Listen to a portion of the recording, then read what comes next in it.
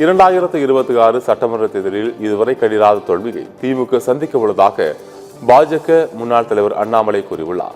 காஞ்சிபுரத்தில் செய்தியாளர்களை சந்தித்த அண்ணாமலை, திமுகவுடன் மக்கள் நீதி மய்யம் கூட்டணி வைத்துள்ள ஒரே காரணத்திற்காக நேற்று சென்னை சைதாப்பேட்டையில் நடந்த கைகலப்பு விவகாரத்தில் ஆட்டோ ஓட்டுநர் மீது மட்டும் வழக்கு பதிவு செய்யப்பட்டிருப்பதாக கூறினார்.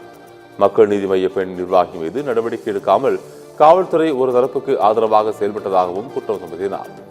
பொறுத்திருந்து பாருங்கள், வருகின்ற 2026 தேர்தலில் திமுக தன் வரலாற்றிலேயே மிக மோசமான தோல்வியை சந்திக்கும் என்றும் அண்ணாமலை கூறினார். திராவிட முன்னேற்ற கழகம் அகற்றப்பட வேண்டும் என்பதுல எல்லோரும் தெல்ல தெளிவா இருக்கின்றோம். அதில் எந்த மாற்று கருத்தும் இல்லை. இன்னைக்கு பாருங்க, திமுக ஒரு நாளுமே கீழே தான் போக ஆரம்பிச்சிருக்கிறாங்க. அவங்களுடைய கூட்டணி கூட உடைய ஆரம்பிப்பதற்கான அறிகுறிகள் நமக்கு தொன்பட ஆரம்பித்திருக்கிறது.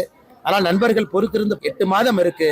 திமுக 2026 தேர்தல்ல அவங்களுடைய தேர்தல் வரலாற்றில் ஒரு மோசமான தேர்தலாக திமுகவுக்கு இருக்கும். காரணம் களத்துல தெல்ல தெளிவா தெரியுது. பெண்களுடைய பாதுகாப்பா இருக்கட்டும், தமிழ்நாட்டினுடைய வளர்ச்சியா இருக்கட்டும், எல்லாத்திலையும் கோட்டை விட்டுருக்கிறாங்க.